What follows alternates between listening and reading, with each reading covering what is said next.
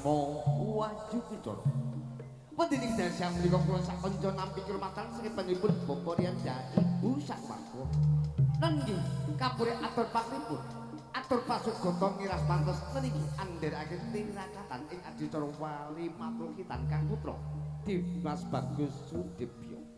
Boten katalumpen dasar menika katur panjenenganipun para sepuh sepuh, para kiai, para alim, para ulama kepareng mriki kula sak kanca nyuwun idi pangestu.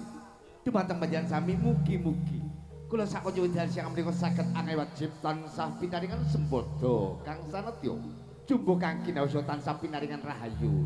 Rahayu sedaya kang tinuju sumrambah dumateng keluarga agung Bapak Ibu Riyan sakwarga. Para palenggah. Boten katalumpen ing wedasi menika kula matur sembah nuwun ingkang tanpa pepindhan.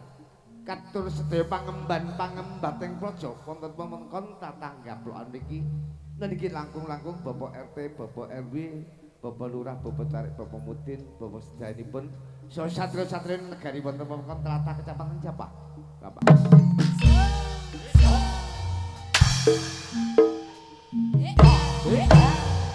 Cemekti samandiman kaseblahake ana ing tatanggaplokan. Pertanda tambah lancip, tambah landhep kaluwenipun Sigempong Ngamijaya. Semoga